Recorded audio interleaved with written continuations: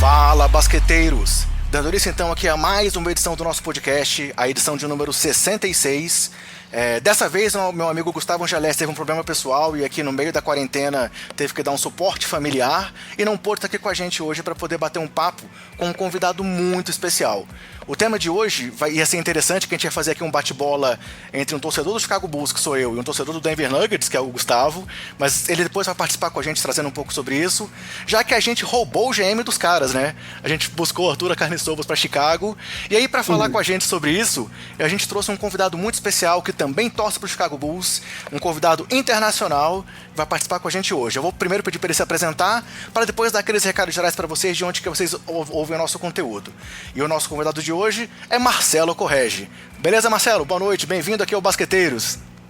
Oi, André, prazer falar contigo, pessoal do Basqueteiros. Olha, esse mundo dos podcasts, especialmente podcasts de basquete, é algo que me encanta. Parabéns pelo trabalho de vocês, já escutei. Acho que vocês ajudam a fixar o amor pelo basquete, pela NBA especificamente, na cabeça de quem acompanha no Brasil. E para mim, especialmente, como um torcedor do Bulls, é um prazer ainda maior porque vira diversão, deixa de ser um pouco trabalho, que é o que eu faço no dia a dia, falar de esporte na televisão, ou no Sport TV, ou na Globo, e falo um pouco mais com o coração, lembro dos meus tempos em que eu era apenas torcedor e consigo trazer isso aqui para a pauta. E impedimos uma covardia hoje, né? Porque teríamos um 2 contra 1 de dois torcedores do Bulls contra o torcedor do Nuggets, né? Enfim, calhou de ficarmos sozinhos aqui nessa disputa, nessa discussão. Bem, a versão oficial é que ele não pôde, mas tem um extraoficial aí que eu não deixei ele entrar no podcast de hoje. Mas brincadeiras à parte. Galera, então antes da gente começar o papo aqui com o Correge, só aqueles recados gerais para vocês. Nosso podcast está sempre nos principais agregadores com o nome Basqueteiros e temos os perfis em todas as redes sociais com o nome de usuário @BasqueteirosNBA. Lembrando que o Twitter é nosso principal canal de divulgação, né? Lá que a gente interage mais com vocês. E apesar da quarentena ter diminuído um pouco o nosso ritmo, a gente está sempre lá trazendo as novidades da NBA nesse momento aí tão difícil para nós amantes do esporte. Não só do esporte, né? Mas para toda a sociedade. Além disso, a gente também tem a nossa conta no YouTube, né, que a gente tá postando agora os nossos podcasts lá em áudio, não é em vídeo, mas é em áudio, porque se você tem facilidade de ouvir mais pelo YouTube, por restrições de acesso, alguma coisa assim, também pode acessar o nosso conteúdo. Correge, vamos então bater um papo aqui sobre o nosso querido e amado Chicago Bulls? Simbora!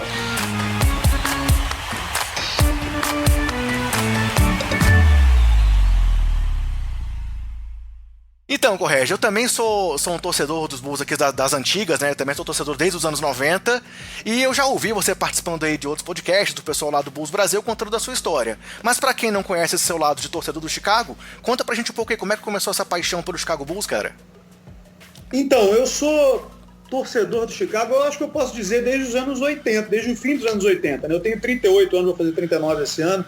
Então, o esporte na minha vida, até pelo fato do meu pai trabalhar muito fora de casa, ser separado da minha mãe, eu ter ido morar com meu pai desde novo, eu vivi muito a televisão. E o que vinha através da televisão e o que meu pai trazia para mim das viagens de trabalho dele. E aí, no fim dos anos 80, a sexta NBA na Bandeirantes era algo muito forte, com o Luciano do Vale, o Álvaro José. Eu acompanhava, eu pedia para voltar para casa sempre. Eram tempos de Lakers versus Celtics mais fortes, com o Detroit surgindo ali, rompendo, e são as primeiras lembranças que eu tenho do basquete mesmo, do Detroit Pistons com o time do Bad Boys sendo muito dominante, e especialmente contra aquele time do Chicago que já tinha o Michael Jordan. E aí, por que o Bulls acabou sendo o meu time? O Michael Jordan era o grande jogador em ascensão no momento, o cara que todo mundo queria copiar, e eu como criança via aquilo e ficava muito empolgado. O meu pai, numa dessas viagens dele de trabalho aos Estados Unidos, trouxe um pôster do Jordan enorme, que era maior do que eu na época. Era um pôster muito bonito, com uma foto por cima dele jogando contra o Lakers, dando uma cravada assim, passando por baixo da cesta. E além disso, o meu pai a família dele tem uma raiz da família ali irlandesa que é radicada em Chicago.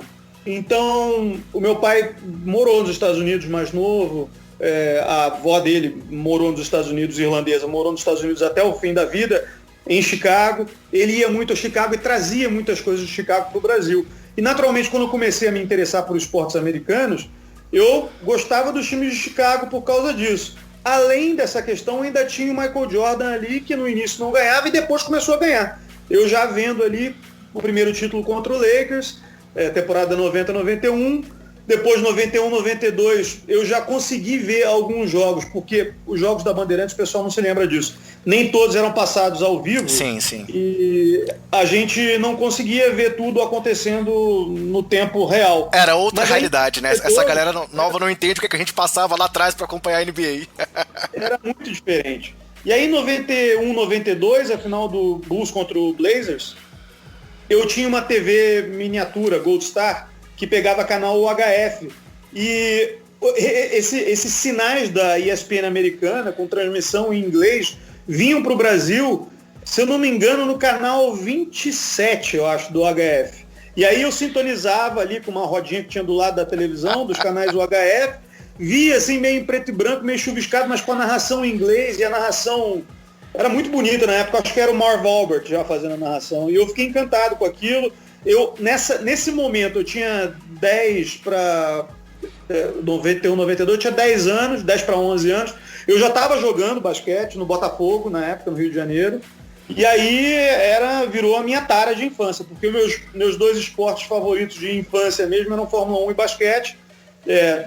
Eu era torcedor de futebol já, mas pelo fato de eu torcer para um time e meu pai pelo outro, isso não criava uma conexão entre a gente, então acabou que o basquete ligou mais a gente, e a Fórmula 1 também. E no caso do basquete, muito pelo Chicago. Na Fórmula 1 a gente também tinha uma divergência, que eu gostava do Piquet e meu pai gostava do Senna. Então, o basquete era um ponto de convergência entre a gente e foi muito importante para mim ali e também assim para me inspirar, né, a jogar nos primeiros anos da minha vida. Eu fui jogando basquete até os 17 anos, depois desisti, que vi que não ia dar em nada. Legal, eu também comecei a torcer talvez um pouco depois de você. Eu comecei realmente ali em 92, também nessas madrugadas aí da Band. Eu nunca esqueço que o primeiro jogo que eu assisti foi um jogo entre Philadelphia 76ers, ainda na época do Barkley, contra o Utah do Malone Stockton, e cara, eu fiquei encantado. Uhum. Eu lembro que eu ficava assim, também tinha 12 anos, eu lembro de ver o Mark Eaton e falar, cara, olha o tamanho daquele cara ali, aquele barbudo e tal. Então foi uma situação também que me marcou molequinho, e aí comecei a acompanhar depois desse jogo. E aí cheguei a ver alguma coisa das finais de 92, acompanhei fortemente a Olimpíada de Barcelona, foi ali talvez o momento da minha maior paixão ali naquele momento de começar a admirar o esporte. Eu lembro que eu tava viajando e aí eu saía de casa, as crianças iam brincar na casa da minha madrinha onde eu tava, e eu falava, não, tem que ficar em casa pra ver o jogo do Dream Team e tal. Então foi ali que a paixão começou, e aí acompanhei as finais de 93, aí depois a aposentadoria do Jordan, aquele espaço aí dos 2 anos do Houston, o segundo tricampeonato. Então, assim, realmente aquela época marcou muito. E aí eu até brinco com o pessoal que, assim, eu sou um modinha dos anos 90, porque o Chicago era o time apaixonante daquela época, então a gente era natural, assim, ver o Jordan e se empolgar e torcer pro Chicago, né? Praticamente todo mundo torcia pro Chicago naquela época, né? E, na verdade, eu tinha uma coisa um pouco anterior por causa dessa relação da minha família com o Chicago. Mas, assim, era fácil torcer pro Chicago, porque era como se você escolhesse o time do LeBron James hoje em dia, né? Uhum. Só que eu nem gosto de fazer muito essa comparação, porque eu acho as comparações muito cruéis. E eu acho absurdas, às vezes, as comparações entre o Jordan e o LeBron, o Jordan e qualquer outro jogador, porque o tipo de inovação que o Jordan trouxe ao jogo, disposição que ele deu ao jogo, jamais vai poder ser comparada a nada que aconteceu. Não apenas pela qualidade dele tecnicamente, tanto ofensivamente quanto defensivamente, e eu acho que essa geração vai ver muito agora isso com The Last Dance aparecendo no Netflix. Esse seriado vai ser muito importante para que essas discussões deixem de ser tão importantes para as novas gerações. Assim, eles vão perceber que é impossível fazer a comparação, porque o tipo de transformação que o basquete sofreu naquele período por causa do Chicago e por causa do basquete jamais vai voltar a acontecer. É mais fácil até você comparar a importância desse Chicago com o Lakers e o Celtics dos anos 80, né? Porque eles fizeram o primeiro disparo de popularidade da NBA, na verdade a salvação da liga, foi algo até que eu falei na minha série de reportagens no ano passado no Esporte Espetacular, quando eu estive lá na NBA entrevistando várias pessoas do passado e do presente da liga. E aí depois o Chicago e o Jordan transformam isso num fenômeno global que vai para o cinema, né? O Space Jam também pesca crianças, pessoas que não gostavam de basquete, meninas. É algo difícil de explicar, só quem viveu aquilo ali entende mais ou menos, e eu acho que o The Last Dance agora no Netflix vai fixar isso na cabeça dessa geração mais nova. Até pelo cenário, né? Assim, eles eram seres meio que inalcançáveis. Hoje em dia tem rede social, a gente sabe de bastidores, Twitter, todos os jogadores conversando e se expondo. E naquela época era meio que aquela relação meio mítica, né? Eu assisti outro dia novamente aquele documentário da ESPN sobre o Dream Team, muito legal. Maravilhoso. Mostrando aquele impacto deles andando na rua em Barcelona e parando Vila Olímpica e os outros atletas, assim, fazendo aquela questão de fã realmente com relação ao pessoal da NBA. Então era um outro momento de vida. Para o pessoal mais novo aí, eles têm dificuldade de entender até, eu acho que por conta disso, né? Eu tenho isso até em família aqui hoje em dia, né? Não sei se o pessoal do basqueteiro sabe, é algo que é público, volta e meia eu falo disso. A minha mulher é filha de um campeão olímpico de 92, do Carlão, que era capitão da seleção brasileira de vôlei nos Jogos Olímpicos de 92, medalha de ouro. Ele, medalha de ouro nas Olimpíadas, ele descreve o fascínio dos atletas pelos jogadores do Dream Team de uma forma emocionante, assim. E o Carlão, se você perguntar para ele quem é o maior atleta de todos os tempos, ele não pensa duas vezes. Ele fala que é o Michael Jordan, apesar de toda a rivalidade do vôlei com o basquete. E ele descreve muito bem isso, como foi lá no dia a dia em Barcelona, porque o Dream Team, tamanha popularidade tinha que não pôde ficar dentro da Vila Olímpica, senão eles seriam assediados de uma forma que eles não conseguiriam treinar, não conseguiriam fazer nada. Então eles ficaram num hotel nas Ramblas, em Barcelona, para quem já foi ali, região central, e aquelas imagens do documentário do Dream Team que você citou, são exatamente deles passeando ali pelas Ramblas, e são muito curiosas as imagens, porque o John Stockton está andando com a família, e ninguém reconhece o Stockton, né? Porque o foco era todo no Michael Jordan, no Magic Johnson e no Larry Bird, que eram os três principais jogadores, e depois o Barkley, na Olimpíada, se torna um personagem mundial por causa das maluquices dele, inclusive da briga dele com o jogador de Angola. Legal. Eu não posso perder essa chance de a gente falar um pouco mais sobre o Bulls dos anos 90, dividir essa experiência contigo. E aí, daquela época, considerando ali o primeiro tricampeonato, o segundo tricampeonato, você tem algum jogo específico que foi muito marcante, inesquecível? Alguma jogada que você fala, putz, aquilo ali realmente tá aqui na minha cabeça e não sai repetidamente? O que te marcou mais naquela época lá dos anos 90, cara? Eu costumo dizer que o primeiro tricampeonato do Chicago é algo diferente do segundo. Por quê? No primeiro, havia um equilíbrio maior de forças na liga. Eu, hoje em dia, tenho um certo preconceito com os super times da NBA. Quando se montam esses times, tipo o último Golden State, quando o Kevin Durant vai pra lá, eu fiquei com um pouco de bode do Kevin Durant, porque eu acho covardia. Eu não gostava disso. Embora o segundo time do Chicago não fosse uma covardia do nível que a gente viu o LeBron montar no Miami, depois em Cleveland, ou o Golden State com o Kevin Durant, com o Stephen Curry, com o Klay Thompson, com o Draymond Green, era muito superior aos outros times. E quando o Rodman vai para lá, embora não tenha aquela configuração dos três All-Stars absolutos, que ninguém contesta. Ele era muito especialista, né? Mas não era uma grande estrela, né? Ele era um especialista em defesa e rebote, um monstro, mas não era um All-Star, nada assim, né? Não é, ele tinha sido All-Star em outros momentos da carreira dele, na época do Detroit, mas ele vinha de um período de depressão no San Antonio, em que ele tentou suicídio, inclusive. Era um período muito conturbado da vida dele. Ele é recuperado pelo Phil Jackson. Tanto que ele foi trocado pelo Will Perdue, né? Não foi uma troca absurda, assim. Foi trocado por um pivô reserva. Exato, era um pivô e fraco, inclusive. O Will Perdue era um pivô fraco. Que no primeiro tricampeonato só entrava ali no lugar do Bill Cartwright, eventualmente, assim, né? Mas, então assim, por conta disso, eu tenho mais apreço aos títulos do primeiro tricampeonato. Embora tenha vivido mais intensamente como torcedor e jogando os títulos do segundo tricampeonato. Então, e o meu jogo favorito, o meu campeonato favorito é o campeonato contra o Phoenix Suns, é o tricampeonato. porque aquele time do Phoenix era muito bom. E realmente, para quem acompanhou de perto todas as partidas, o Chicago correu sérios riscos de perder aquela final. Porque o Barkley estava num momento assim, as pessoas não se lembram do que era o Charles Barkley jogando. Sim. É um jogador que eu respeito muito. Eles acham que é só um fanfarrão que é comentarista hoje em dia, né? O pessoal não lembra dele na quadra. Ele era um jogador absurdo, the round mound of rebound. Era um cara baixo para a posição, 1,97m, 98, gordinho, com uma técnica absurda, uma técnica tanto de arremesso, quanto de jogo de low post, quanto jogo de média distância, presença de garrafão para pegar rebote. Ele era um reboteiro assim. Ele fazia o Dennis Rodman sofrer nas situações contra o Dennis Rodman, para fazer uma comparação de grandes reboteiros da época, assim, sendo muito mais baixo do que o Rodman.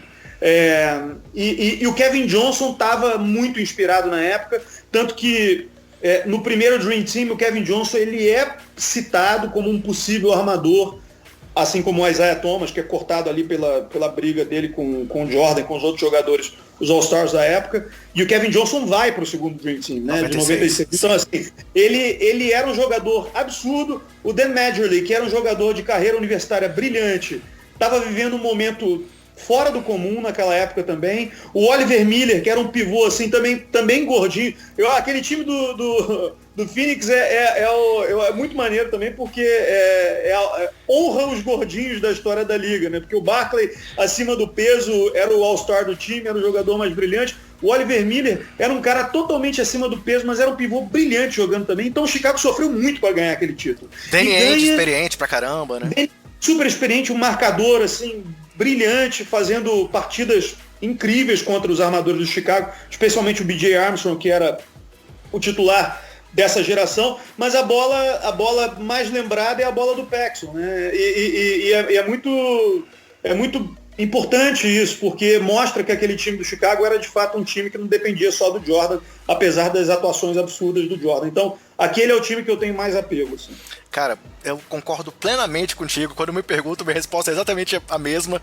Aquele 93 foi espetacular. Os números do Jordan naquela série, as atuações dele e do Barkley, claro, não são na mesma posição, mas era um duelo absurdo de dois monstros aí da geração. Realmente aquele time do Phoenix, eu acho que foi o time que levou ali o Chicago mais ao limite.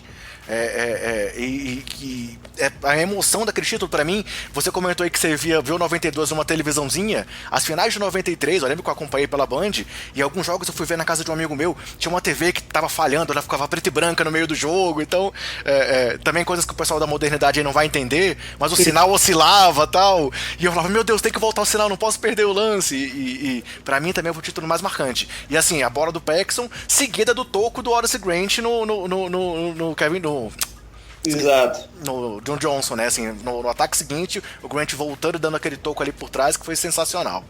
Beleza, então, já que a gente falou um pouco aí do passado, conseguimos matar aqui a nossa saudade e trazer um pouco aí do que foi os anos 90 pra molecada nova aí que ouve também o Basqueteiros, vamos falar um pouco aí dos anos recentes do Chicago Bulls pra gente chegar no ponto que a gente tá hoje, dessa mudança aí de direção da franquia.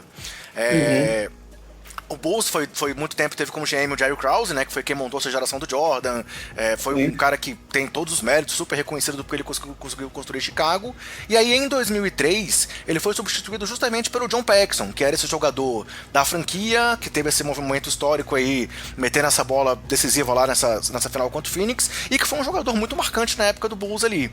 E aí o Paxson, assumindo como GM, começou mais uma vez um trabalho de reconstrução da franquia, depois da tentativa dos Baby Bulls, com Curry, com Tyson Chandler, que depois acabou saindo de lá e não conseguiu render muito em Chicago.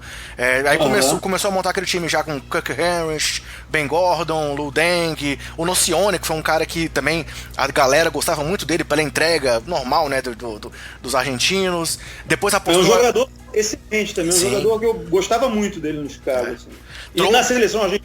Sim, trouxe depois o Ben Wallace tentando trazer um jogador que era o Star, que era melhor defensor da liga, acabou depois, ainda na gestão do John Paxson, trazendo o Derrick Rose naquele draft, onde ele tinha 1% de chance de ter a primeira escolha, e o Chicago deu essa sorte de trazer o Rose, trouxe também o Noah, mas a gente sabe que, assim, apesar desse time ter sido montado, o Paxson, na gestão dele, teve muito problema com os técnicos, né?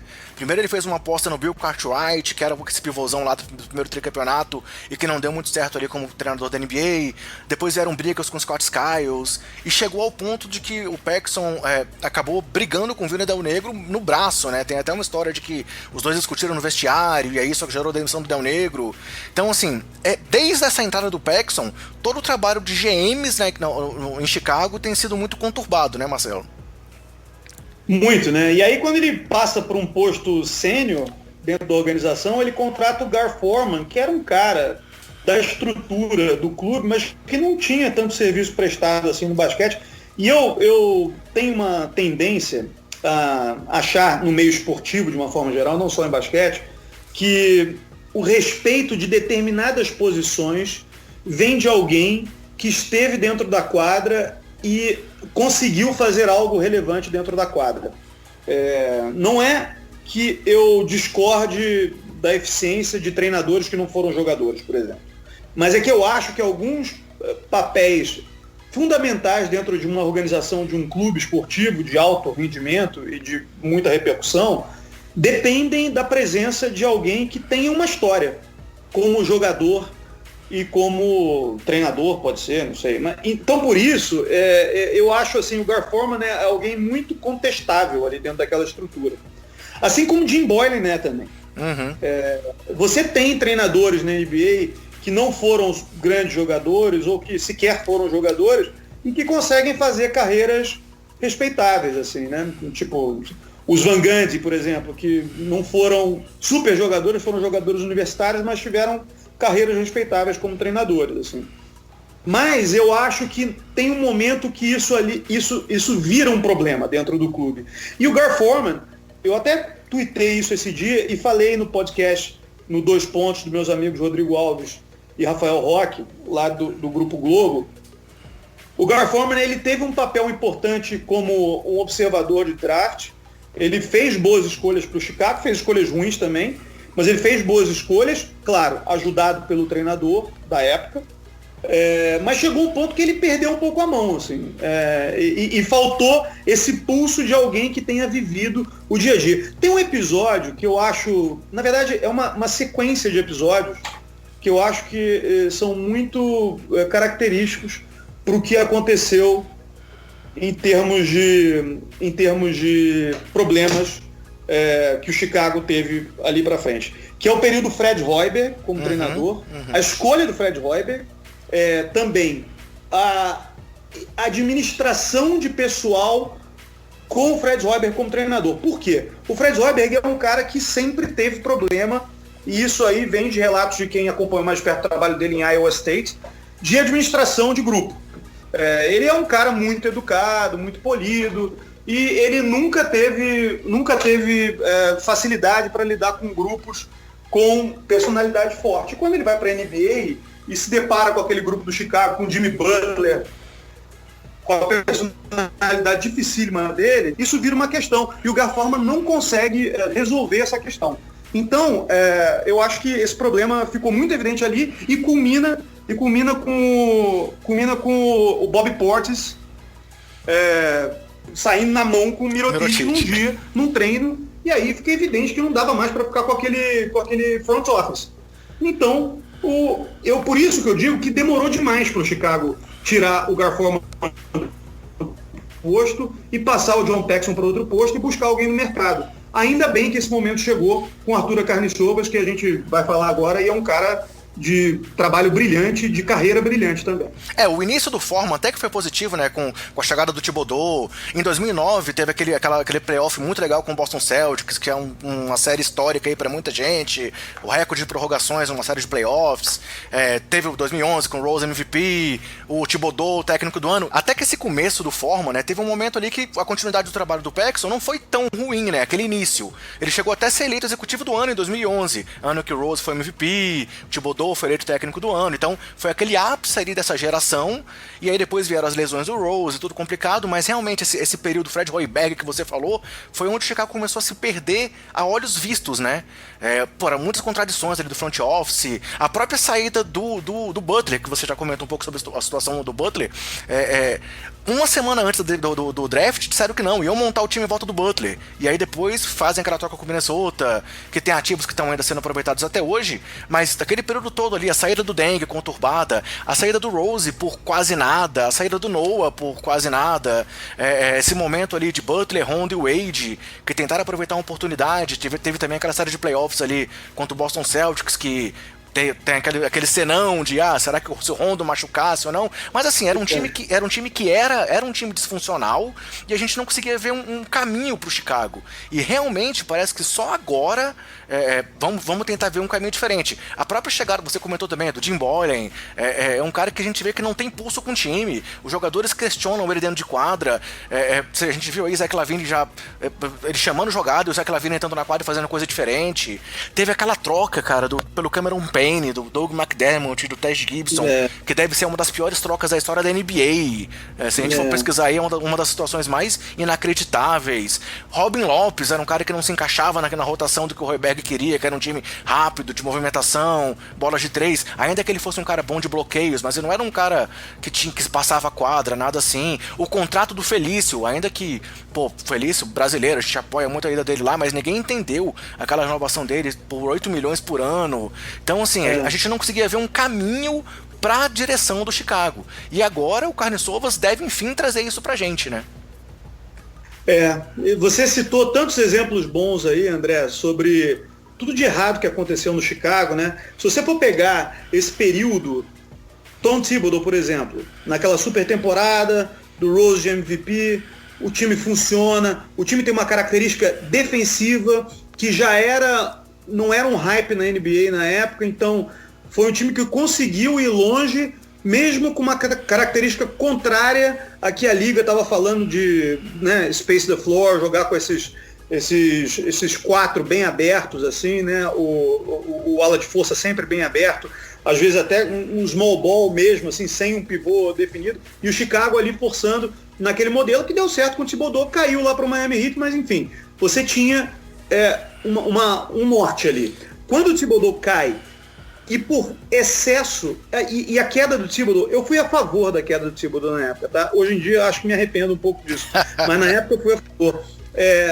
Porque ele é um cara de personalidade muito forte, e ele contestava as orientações que vinham de cima do front office na época, porque o Paxson já queria esse small ball, esse espaçamento de quadra, que eu não sei se você deve forçar um esquema de jogo, e aí é uma teoria minha como amante do esporte.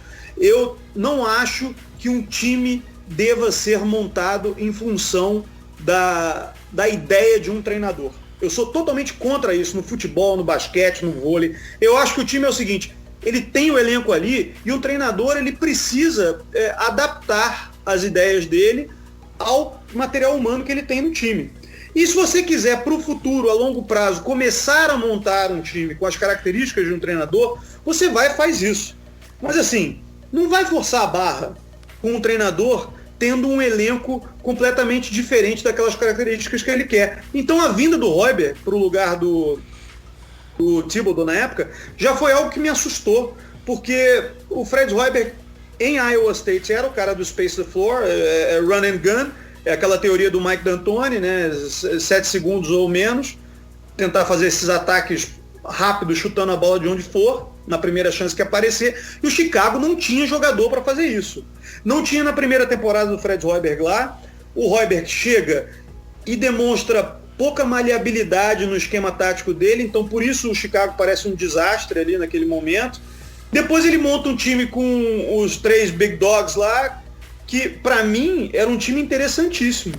Tá? As pessoas criticaram muito na época, e eu entendo por que criticaram, porque foi um time montado para ter um técnico como Tom Thibodeau, só que o técnico do time era o Fred Hoiberg. E aí não deu certo, óbvio que não deu certo. Porque você vai passar a quadra e botar o Rondo chutando de 3, ele sempre foi um ótimo armador, mas nunca foi chutador. O Dwayne Wade só virou chutador nos últimos 2 anos da carreira dele, e mesmo assim, chutador de fora não era com um percentual tão alto. Você tinha o Jimmy Butler ali, que matava a bola de fora, mas mesmo assim, nunca chutou acima de 40%, então não fazia sentido você ter aquele time. Aquele time, na mão do Tom Thibodeau, aqueles jogadores, na mão do Tom Thibodeau, e com o banco lá, bench mob que o Tom Thibodeau fazia, na época que o Gar Forman estava ainda brilhando como general manager, aquele time poderia ter ganho do Miami Heat. Mas é o time errado, é o time certo na mão do técnico errado. E aí o negócio não andou, e parece que foi uma contratação de free agency muito desesperada do Chicago ali, né? Vamos aproveitar que o Pat Riley brigou com o Dwayne Wade lá, vamos dar a bala que ele tá querendo, o dinheiro que ele tá querendo, vamos trazer ele pra cá, vamos fazer uma graça. Eu comprei uma camisa do Wade dessa época, eu tenho aqui, uma camisa pra cima e pra baixo, bem bonita, preta inclusive.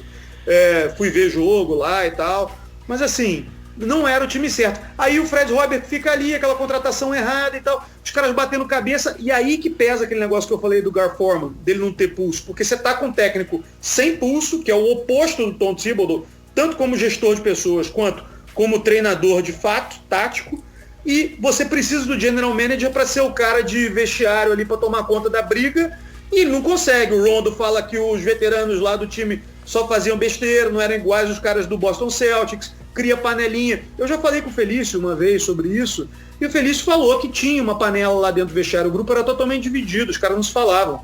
O Wade tratava super mal os jogadores mais novos. Felício jogou mas o Felício foi um cara que jogou muito ao lado do Rondo, por exemplo, né? Que era um jogador que sabia explorar o que o Felício tinha ainda a dar. O ponte aéreo o tempo todo, pick and roll, exato. O Felício é um jogador, ele é ou um spot-up, que nunca foi utilizado na NBA, mas no Flamengo, quem viu ele jogar no Flamengo sabe que ele faz isso. Ele arremessa bem de média e longa distância, desde garoto. Ou ele é um jogador de pick and roll, ponto. Ele não é bom embaixo, ele não é um bom reboteiro. Você precisa aproveitar essa explosão dele rodando em direção à cesta. E nisso ele é útil, mas o único cara que soube aproveitar isso dele foi o Rondo naquele curto momento, aquela curta temporada que os dois estiveram juntos ali no Chicago. E o Wade fazia bem esse pick and roll. Também, exatamente. Mas aí depois não aconteceu o negócio assim, entendeu? E o Chicago fez mais uma escolha completamente equivocada com o Gar Forman à frente do time, que é o Jim Boylen ali, que pra mim o Jim Boylen é um treinador nem de college, ele é um treinador de high school, assim, cara. O tipo de jogada que ele canta pros atletas dele, o tipo de gestual na quadra que ele faz, aquilo ali é coisa de high school, não é coisa de basquete nem de college. E os jogadores devem ficar revoltados com aquilo também, devem achar graça, sabe? Eu comparo muito, uma piada assim pra quem é dos anos 90 mesmo, né? 80, 90. Comparo muito o Jim Boylen ao Matt Foley, que era um personagem que o famoso Chris Farley tinha no Saturday Night Live, que era um orientador motivacional e que fazia um gestual meio maluco, gordão, engraçado e tal, se tacava na mesa, o povo morria de rir. É um personagem cômico. Eu não acho ele um técnico de NBA. Espero que o Karnišovas tire o Boylen dali e ponha um treinador mais gabaritado naquela função. E há bons treinadores no mercado no momento. Eu acho até que ele vai fazer isso, mas não vai fazer no primeiro momento, porque pega muito mal centrar demitindo um treinador no meio de uma temporada, por mais que a temporada esteja interrompida. E aí vale a pena citar exatamente essa questão dessa mudança ter acontecido agora, também no front office, né? Porque a gente não sabe se é por conta do Michael Reinsdorf estar mais à frente dos negócios do que o pai dele, o Jerry, e aproveitaram o momento de pandemia para realmente fazer essa mudança. Temos que saber até que ponto a mudança vai acontecer. Mas aí o nome do Karnišovas é o nome melhor, assim, talvez seja o melhor nome no momento que estava disponível, né? É um cara que também tem esse lado de quadra, foi jogador, tem 2 medalhas olímpicas aí no currículo, jogou Barcelona, Olympiacos, Bolonha, grandes times, e já estava fazendo um trabalho muito grande na NBA, né? Então, dando a nossa primeira cutucada aí no nosso colega Gustavo Angeléias aqui do Basqueteiros, eu acho que o Chicago foi cirúrgico em roubar o Karnišovas lá de Denver, né? Eu acho que foi. O Arturas é um cara que tem muito a contribuir. Eu falei até no 2 pontos que eu ouvi uma entrevista do Karnišovas com o Woj no início do ano, no podcast do Woj, que me chamou muito a atenção. Eu já era fã do Karnišovas pelo jogador que ele foi, que era um clássico jogador europeu, posição 3, matador de bola, excelente defensor, um cara que conseguiu se adaptar a vários esquemas na carreira dele. E eu, de certa forma, admiro essa coisa do jogador europeu que não cede à tentação da NBA facilmente. Ele prefere ser um protagonista na Europa do que um role player na NBA, como foi o Bodiroga, como foi o Karnišovas, como teria sido o Teodosic se não tivesse ido para o Clippers, né? E o Chicago até namorou com o Teodosic um pouquinho. Como eu quis que ele tivesse ido para lá? Eu também quis. Eu só teria aceitado ele ali no Chicago para me divertir um pouco com as assistências dele. Né? Mas eu acho que, e do ponto de vista da carreira, para jogadores assim, que tem muito estilo do basquete europeu e conseguem ser protagonistas na Europa, não vale a pena ir para a NBA por qualquer coisa. O Nando De Colo é um outro jogador assim, tem vários jogadores assim, né? E o Arturas foi um jogador assim, só que a carreira dele como dirigente na NBA é uma carreira brilhante, não apenas dirigente, né? Mas como membro de staff, assim, desde scouting para o Houston Rockets, passando pela seleção americana como assistente técnico, e depois no front office do Denver Nuggets, assim. Esse trabalho do Denver é algo que me encanta, assim. Primeiro porque eles tiveram muitos problemas com treinadores e o Arturas conseguiu chegar num ponto comum ali com o Mike Maloney, conseguiu resolver a questão. Depois, do ponto de vista do draft também. E não apenas de steals de jogadores europeus, que é algo óbvio para ele, porque ele consegue ver o talento que se adapta, porque ele viveu os dois mundos bem, né? E o caso do Nikola Jokic é o mais forte de todos, mas o Jamal Murray, sabe, são muitos jogadores bons ali, draftados e bem encaixados ali no time, ou bem encaixados no time com pescas assim pelo mercado da NBA, sabe? É algo que me deixa muito otimista para o futuro. E muito pela personalidade dele também. Ele é um cara muito tranquilo falando e ao mesmo tempo é um cara de pulso. Imagina, ele viveu na seleção da Lituânia, as transições da Lituânia. A Lituânia de 92 e a Lituânia de 96. Que seleção da Lituânia, né? Nossa, cara, é um time maravilhoso, assim. Para quem viveu aquela época, a gente estava falando da Olimpíada de 92, o Sabonis, para muita gente, o Ari Vidal costumava falar isso. O Ari Vidal costumava dizer que o Sabonis é o maior jogador de todos os tempos. Tirando o Michael Jordan, que não é um da face da terra, e o Ari, ele gostava de ser polêmico, ele falava isso. Ele falou, inclusive, uma vez para mim numa entrevista. O melhor do mundo é o Sabonis de todos os tempos. E a personalidade do Sabonis era proporcional a esse tamanho que ele tinha no basquete mundial. Ele é um cara de personalidade extremamente difícil. Todas as pessoas que eu conheço que tiveram a chance de interagir com o Sabonis em algum momento, jornalistas, jogadores e tal, todos destacam isso, que ele é um cara, ele era tão bom quanto difícil. Imagina a experiência, o aprendizado que um jogador que tenha convivido com o Sabonis ali dentro da seleção não adquire e não consegue trazer para a carreira posterior dele. E eu acho que o Karnišovas tem isso. Não apenas do Sabonis, não. O Martin Lunes, que era uma personalidade difícil também, um super jogador, ele viveu isso a vida inteira. E ele levou para a NBA essa experiência, ele levou para a carreira dele, pós-carreira de jogador, essa experiência, e ele vai saber lidar com jogadores difíceis no momento em que isso aparecer. Hoje, o Chicago não tem um super jogador no elenco. Tem jovens talentosos e um cara que acha que é um super jogador, que pode vir a ser, se trabalhado direito e se treinado por alguém que o faça escolher as jogadas certas, que é o Zach LaVine.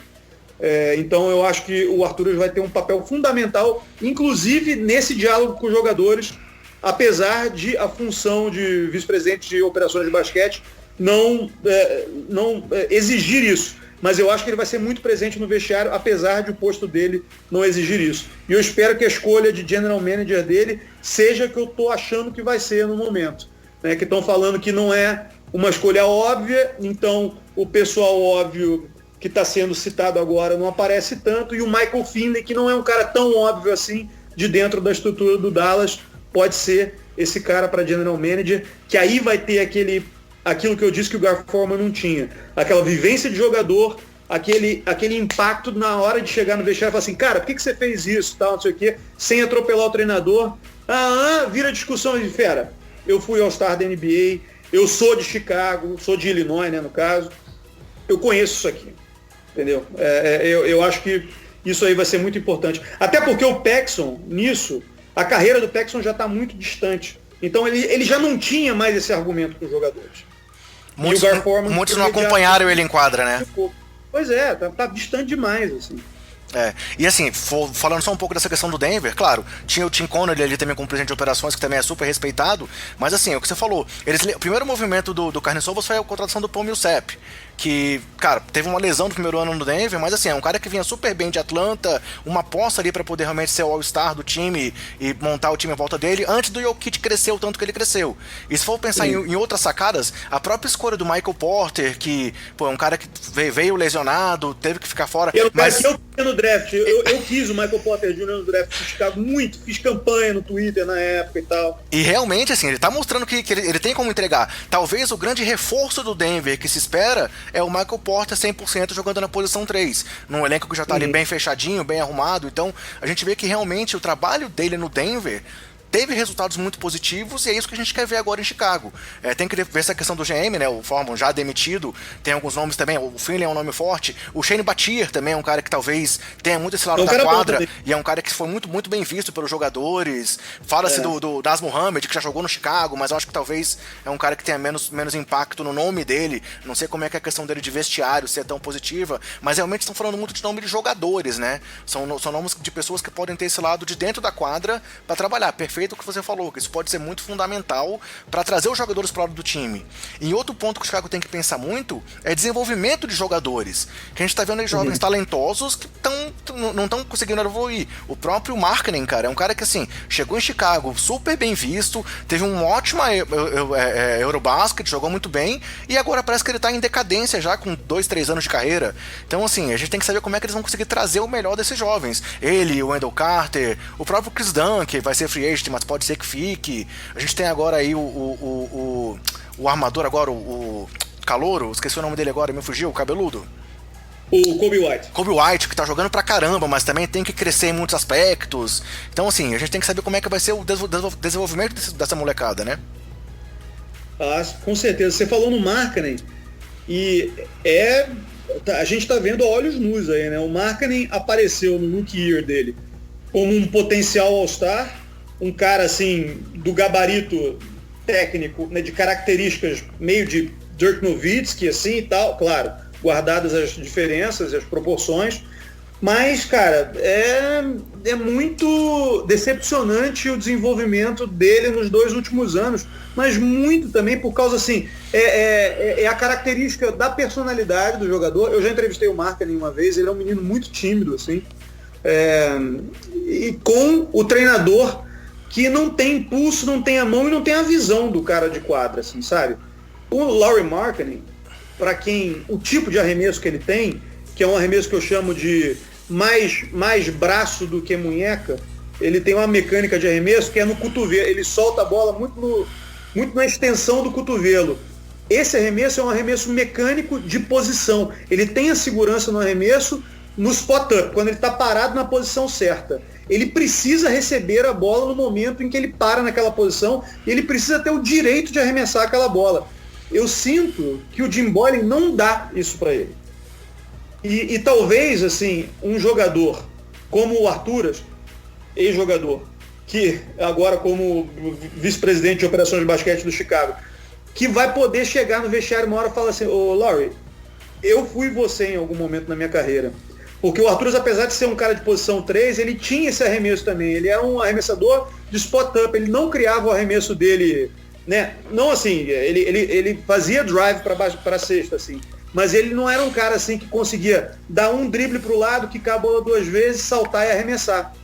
E o Lauri tem exatamente esse problema. Ou ele arremessa spot-up, ou ele faz um fake, vai em direção à cesta, ou ele passa rodando para a cesta, recebe um passe e vai arrebentando, que ele é um 7-footer com bastante mobilidade. Então, assim, eu acho que ele vai ajudar muito nesse sentido, no desenvolvimento dos jogadores, e especialmente do Lauri Markkanen, que foi o primeiro que você citou, e foi o primeiro que me veio à cabeça quando eu vi Arturas Karnišovas fechado para o Chicago. Eu falei assim, cara, ele vai chegar no Lauri Markkanen e vai fazer esse moleque jogar. Independentemente de... E pensando talvez um pouco na quadra, a gente falou mal, obviamente, aí do Jim Boylen. Você tem algum nome que você preferiria aí para técnico de quem tá no mercado? Quem você acha que seria o encaixe bom aí nessa montagem do Carnes Ovas? Cara, eu vou até te dizer que agora os que estão livres, eu tô tão imerso nessa questão do coronavírus aqui, pessoal que não acompanha a minha carreira, eu tô cobrindo esporte ainda aqui na Europa, de Londres, mas eu tenho feito muito jornalismo também. Sim. E estou muito imerso nisso. Eu me esqueci dos nomes que estão soltos no mercado, mas eu me lembro que quando eu ainda estava na fissura da NBA, sem coronavírus, sem nada, alguns nomes dos últimos demitidos apareceram. Eu falei assim, caramba, se o Chicago soltar o Jim Boylen agora, pega um treinador que pode resolver o problema. Kenny Atkinson, dos Nets?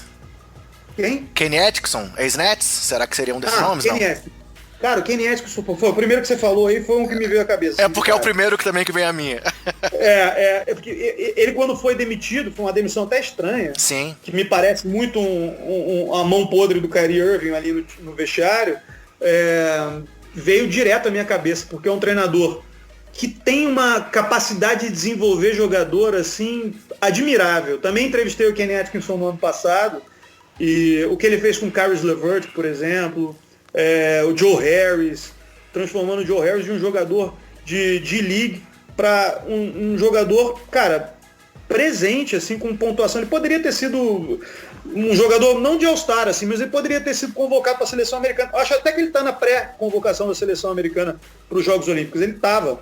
Agora adiaram a Olimpíada, adiaram tudo, mas ele estava. Mas é um cara que desenvolve jogadores, assim. E é um cara que eu até cito o Fábio Malavasi, que cobre mais ali no dia a dia o Brooklyn Nets, está sempre lá com eles. Na conversa que eu tive com o Fábio, na última, ele me disse que é um cara muito bom de trato, é um cara de pulso, mas muito bom de trato, apesar de não ter sido um cara assim de carreira de jogador e tal, mas é um cara com uma história e com um padrão tático que se adequa mais ao elenco que ele tem, assim, sabe? Que é uma coisa que eu não conseguia ver nem no Fred Hoiberg, nem no Tom Thibodeau, que é um cara impositivo, dos últimos técnicos do Chicago, para não citar esses antigos que você citou aí. O Vini Del Negro, para mim, tirando Jim Boylen, ele está entre os piores treinadores da história da NBA. Assim, né? Ele é o cara que conseguiu bancar o Derrick Rose no primeiro ano dele, até o playoff, praticamente. Assim, né? É um treinador bizarro. Assim. Eu pensei isso. Eu pensei que o Atkinson pode ser esse nome nesse formato, com o Carnes Ovas, com o GM, que também possa ajudar nessa relacionamento com os jogadores, do que a gente viu recente na NBA. É um nome que tá super encaixaria nesse modelo que a gente espera aí no Bulls agora.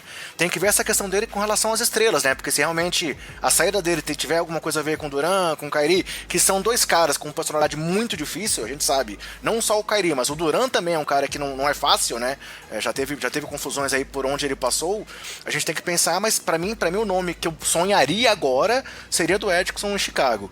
E aí só, claro, tá muito cedo ainda, tem muita coisa pra frente, mas e em quadra, assim, você acha que tem que mudar geral, tem que realmente começar uma reconstrução, esses nomes podem ser aproveitados, o próprio Lavine, que é muito questionado pela torcida, será que ele teria lugar nesse novo Bulls, ou a gente, sei lá, pode sonhar talvez aí com o Anthony Davis, que é nascido em Chicago e que vira e mexe, solta alguma coisa que gostaria de jogar por lá também. O que você espera em quadra nesse futuro próximo aí do time do Bulls?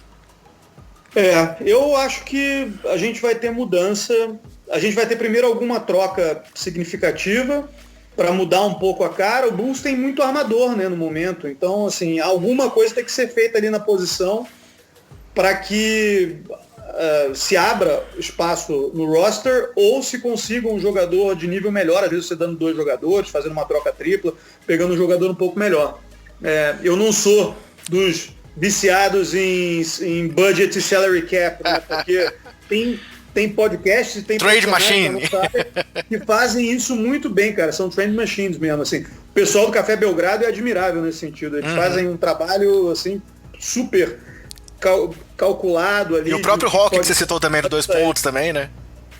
Pois é, o Rock é muito bom disso.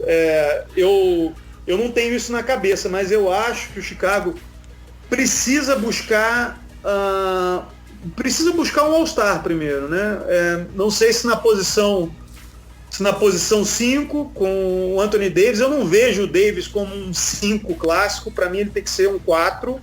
E aí para ele ser um 4, talvez o Lauri Markkanen ou saia do elenco ou caia para a posição 3. Eu acho que ele tem potencial para jogar na posição 3. Talvez ele vá ter dificuldade defensivamente, porque ele não tem a perna tão rápida para marcar um 3 que tenha muita habilidade, muita velocidade no first step, assim. Tipo o LeBron James. Mas o LeBron James ele vem carregando a bola muito vezes, então... E passa por cima de todo mundo. Ele não é um 3... E ele não é um 3 clássico, ele não vai cair na marcação ali, você pode fazer uma troca de marcação com ele. Mas assim, poderia ser o Anthony Davis uma opção. Essa coisa do jogador que nasceu em Chicago é sempre muito forte, né? O Derrick Rose, ele vestiu essa camisa muito bem. Até porque em Chicago, para quem não sabe, existe uma cultura de high school de basquete muito forte. As pessoas acompanham muitos jogos de high school lá, são transmitidos às vezes até em TV aberta. Farragut contra Simeon High, isso é muito, muito forte lá. A cultura de playground é muito forte lá. É difícil você buscar uma cidade que tem uma cultura de basquete na rua tão forte quanto Chicago nos Estados Unidos todos. Assim. Você compara Nova York um pouco com os playgrounds, Los Angeles e tal, mas Chicago eu acho que é o que tem isso assim mais vívido. E os jogadores que nasceram em Chicago sempre têm essa questão de voltar a Chicago, de jogar lá em algum momento. E a torcida de Chicago valoriza muito isso também. Então, a ida do Wade para Chicago foi muito isso. O Patrick Beverley, quando é falado de um possível jogador para Chicago, para compor o elenco, também sempre se fala muito disso. Ele comemorou o Carne Sovas, né? Ele usou o Twitter para comemorar a chegada do Carne Sovas. Exato. Eu acho que o Patrick Beverley vai jogar no Chicago em algum momento, né? Ele tem esse projeto aí do Clippers para ser campeão, né? Agora com o Kawhi e com o Paul George lá. Mas eu acho que em algum momento ele vai acabar jogando em Chicago, ele tem muita vontade de jogar lá. Ele não vai ser o franchise player, óbvio que não, mas você pode ter o Anthony Davis como franchise player com essa característica. Mas aí teria que fazer esse movimento de elenco, né, para ver qual é o encaixe do elenco. Talvez o Wendell Carter Jr. sendo uma moeda de troca, né, um jogador muito bom, com muito potencial. Eu não sei que tipo de movimentação eles podem fazer. Mas certamente não podem confiar no Zach LaVine para ser o franchise player. Eu acho que o Zach LaVine ele pode ser um all-star secundário dentro do Chicago, se bem treinado, mas ele não tem como ser o franchise player. Ele não tem inteligência emocional e de basketball IQ mesmo, assim, para ser esse jogador. Então algo tem que ser feito nesse sentido. Legal, Correge. Assim, acho que do Chicago o que eu tinha pra perguntar pra você era mais ou menos isso. Vou trazer aqui algumas curtinhas só pra gente poder fechar o nosso papo. Queria saber se sobre o Bulls você tem mais alguma coisa que você queira trazer aí de expectativa, de esperança, de desejo, de o que você acha que vem pela frente antes de te passar pra essa reta final do podcast. Olha, meu desejo curto é que o Chicago até o fim do ano perca o suficiente para brigar por um lottery pick um pouco melhor. E que as bolinhas sagradas não deem o número 7 pra gente de novo. Mais uma vez, né? Legal. Então, galera, só pra gente passar aqui alguns assuntos. O primeiro é um assunto triste da última semana, mas alguns assuntos que permearam a NBA nos últimos dias. Tivemos aí o falecimento da mãe do Karl Anthony Towns, né? Teve aquele vídeo super emocionante do Towns, assim...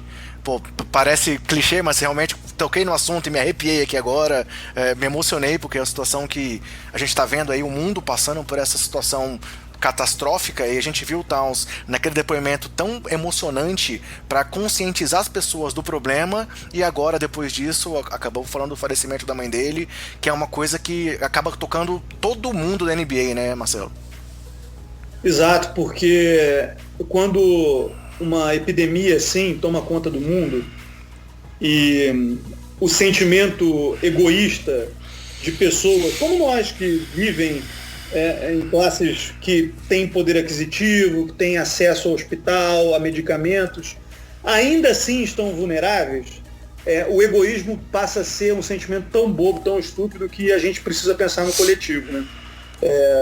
Mesmo quem não pensava anteriormente, eu faço essa autoanálise sempre, eu me julgo um cara de grupo, coletivista, que olha para o próximo, que tenta ajudar, mas o egoísmo ele é um sentimento muito forte na sociedade no mundo ocidental, mundo contemporâneo. Então, ele bate muito forte na gente. E quando você vê um caso como o do Karl Anthony Towns, que é um cara milionário, que nem assim conseguiu salvar a mãe dele, realmente é para você parar e pensar se o dinheiro de fato é a prioridade ou se o bem-estar de todos é a prioridade. Eu acho que quando a gente fala assim, é muito fácil dizer que a prioridade é o bem-estar de todos. Mas quando a gente age no dia a dia, num mundo ainda livre ou um dia livre do coronavírus, a gente tem que lembrar disso o tempo todo. Que nós somos muito frágeis, nós somos todos iguais, feitos de carne e osso, independentemente da posição que temos na sociedade, do dinheiro que ganhamos e do acesso a coisas boas ou ruins, a medicamentos, hospitais bons ou ruins. Nós somos todos os mesmos, nós precisamos nos ajudar e nós precisamos pensar no coletivo. E esse caso do Towns é arrepiante mesmo, porque logo que surgiu a notícia dele sobre a mãe doente, já me chamou a atenção, falei assim, putz, que troço triste, né? Tomara que ela melhore logo. E depois a notícia da morte dele, da mãe dele, depois da doação vultuosa que ele fez de dinheiro para a causa do coronavírus, pegou todo mundo muito pesado, assim, foi muito triste. Assim, eu desejo tudo de melhor para o Karl Anthony Towns, que parece ser um garoto até de difícil trato, assim, no dia a dia ali, pelo que a gente escuta, mas um garoto de uma origem muito bacana, né? Dominicano, meio americano, meio imigrante, meio cidadão americano, que é sempre um dilema ali para o americano. Eu espero que ele consiga passar por esse momento difícil com serenidade, com amor no coração, e que a gente se livre como um todo desse mal aí que tá batendo tão forte na humanidade. Perfeito. Voltando aqui então a temas menos tristes, né? Outra citação que eu queria trazer é só a estreia do Last Dance. Você citou algumas vezes aí o documentário. Estamos gravando aqui no dia 17, ele está estreando dia 19 mundialmente e dia 20 aqui na Netflix do Brasil, então assistam, seja você fã do Bulls, seja torcedor dos anos 90 ou não percam a chance de assistir esse material, que pra gente vai ser uma recordação, e claro, com um nível de acesso à informação muito maior ainda. A gente sabe o tanto que é difícil a gente ver o Jordan aí na mídia recentemente, então aproveitem esse momento. E eu queria fazer duas provocações aqui a ex-adversários do nosso Bulls aí, cara, que tivemos agora recentemente na NBA os dois campeonatos, né? O campeonato de videogame lá do 2K e o campeonato de Horse. E os vencedores do 2K foi o Devin Booker, talvez aí o maior título do Suns desde o título de conferência lá de 93, e o de Horse foi o Mike Conley do Jazz, então o maior título do Jazz aí desde lá também de 98, né, Correge? Pois é, se bobear é melhor que um título de conferência aí para os torcedores, né?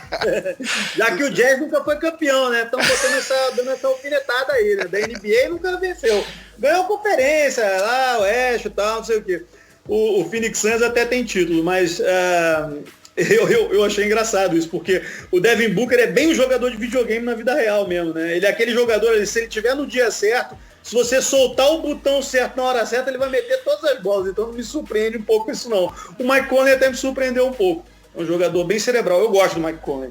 É um jogador assim que, para mim, em algum momento da carreira, deveria ter sido All-Star. Não foi, infelizmente. E sobre o Last Dance, assim, cara, eu tô esperando isso há 2 anos. Desde que foi anunciado. Desde que eu vi a primeira vez um comentário sobre esse projeto. É algo que eu sonhei em ver, acesso aos bastidores daquele time do Chicago na última temporada, que eu sei que é uma temporada controversa, porque eles já vinham de um mal-estar ali com o Jerry Krause desde o início, desde a primeira aposentadoria do Jordan, da coisa do Kukoc. O salário do Pippen. De qualquer jeito. Pois tem muita rusga ali, tem muita questão mal resolvida. O ego do Pippen, né, vai voltar ali a cena, né, porque ele era o cara que brilhava em vários momentos e nunca recebia a última bola. Enfim, eu acho que tem muita coisa interessante para a gente ver. E o Jordan andou dizendo recentemente que está preocupado com o resultado do Last Dance porque acha que as pessoas vão passar a odiar ele pela personalidade macho alfa que ele tinha ali naquele time, né? Eu tenho a dizer ao Jordan, sabendo que ele não vai me ouvir, mas digo pro Cosmos, MJ, você é Deus, você é o melhor de todos os tempos, você é insuperável e incomparável. As pessoas não vão te julgar por causa disso. E eu acho até que a sua grandiosidade, MJ, vem também de um pouco dessa fome de vencer e de ter a última bola sempre na mão, e de enquadra ser esse cara, às vezes, provocador, porque o basquete dos anos 80 formou jogadores assim.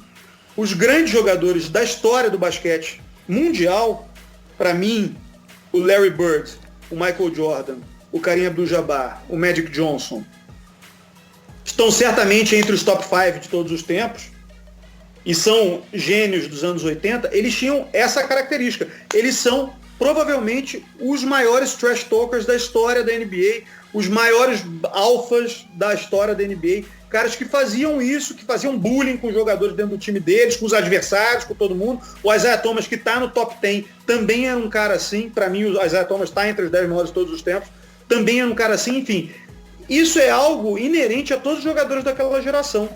Então, assim, as pessoas têm que olhar para o Last Dance e para o Jordan com as características, idiosincrasias dele como personagem, com essa contextualização. Não tinha purezinha de rede social que fazia gracinha e tal naquela época. Era todo mundo brabo, entendeu? O pessoal ia sair na porrada do vestiário, era daquele jeito mesmo. A vida nas quadras naquela época os fez assim. Então, não vamos avaliar o Jordan com esse olhar que ele tem medo que as pessoas joguem sobre ele depois do resultado do Last Dance. Beleza, mais duas perguntas só pra gente fechar, Correge. Primeiro, a edição passada que a gente fez aqui do Basqueteiros foi uma edição de perguntas da galera. E um dos nossos ouvintes mais participativos com a gente, que é o Tarcísio Colares, mandou a pergunta no momento da gravação e a gente não pôde responder. Então eu vou aproveitar aqui, já que é uma coisa desse momento que a gente tá vivendo aí de isolamento, pandemia, vou ver se por acaso você tem uma resposta pra dar pra ele também.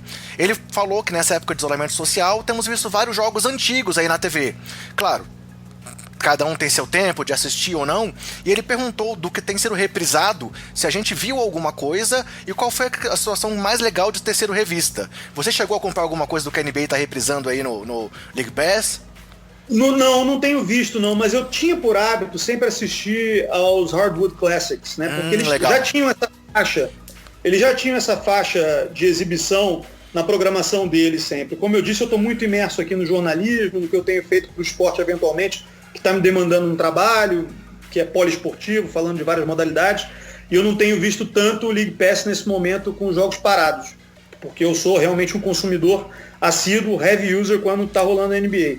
Mas eu já vi muitos desses jogos, assim, e especialmente, uma coisa que eu gosto muito de ver é da NBA pré-linha de 3, assim, de ver como era o jogo pré-linha de 3 e como o jogo, a história do jogo talvez pudesse ser diferente desde então. Então, eu via muito no Hardwood Classics, eu não sei se eles têm passado ultimamente, os jogos do Pete Maravich, aí dando uma moral pra galera do Utah Jazz.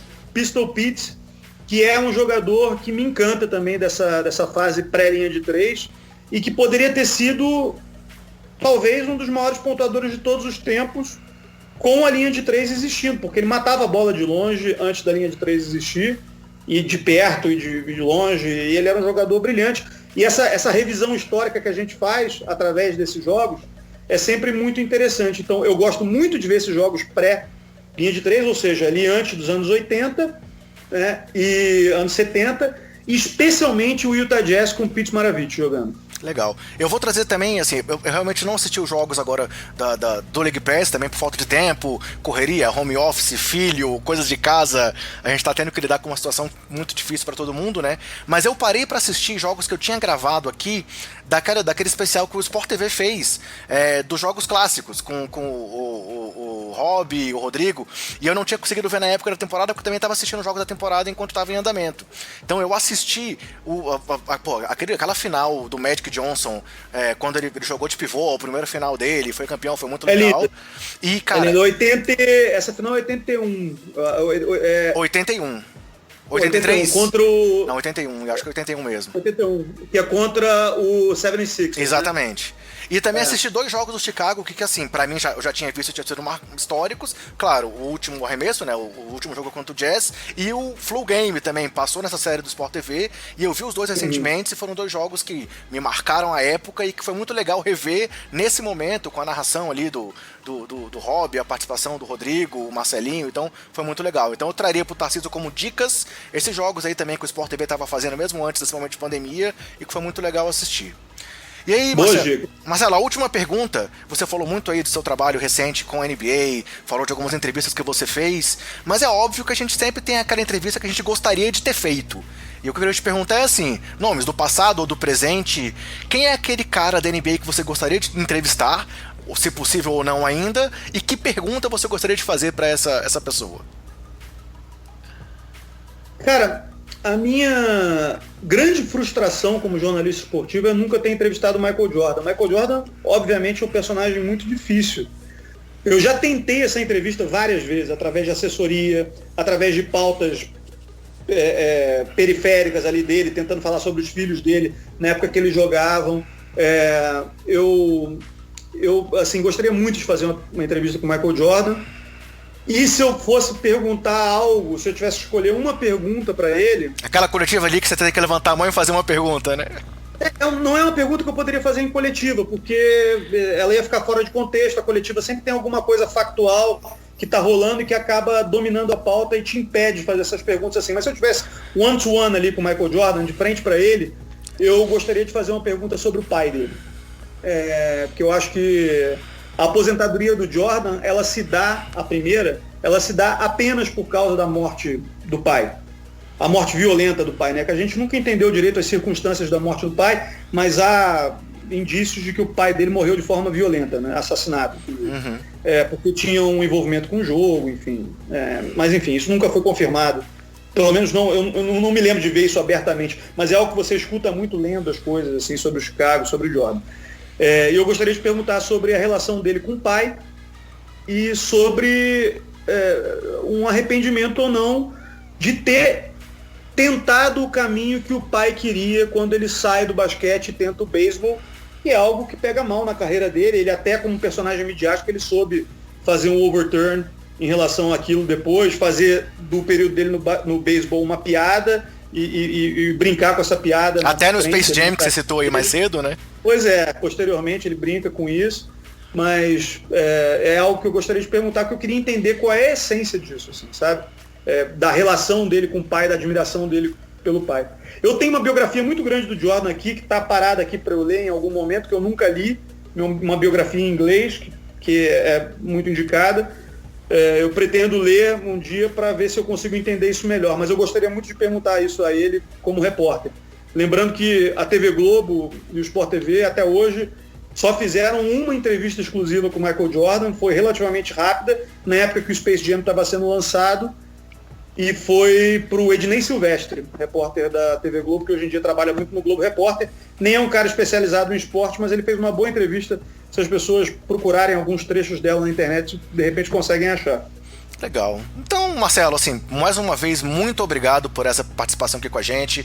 Uma honra conversar contigo. Um cara que saca muito de basquete, que ama muito o basquete. Então, foi muito legal trocar essa figurinha com você. Ainda mais podendo conversar muito sobre o Bulls, assim, trazendo essa questão lá do passado, trazendo aí para o pessoal mais novo que não viveu essa época, tudo que a gente tem de histórias, como é que a gente quer pra gente o acesso à informação, como é que era o mundo naquela época diferente, e também fazendo esse link do que a gente espera de agora em diante pro time de Chicago. Então, queria mais uma vez agradecer a sua presença. Pena que o Gustavo não teve aqui, eu acho que teria sido legal bater um pouco de bola com ele e tal, para ele também trazer algumas coisas dessa visão aí de querer ouvir mais coisas do passado, diferente da minha visão, que é de quem viveu isso também. Mas, cara, eu queria agradecer muito a sua presença aí com a gente aqui no Basqueteiros. Valeu, foi um prazer participar aqui contigo, André. Um abraço a todo mundo que acompanha o Basqueteiros.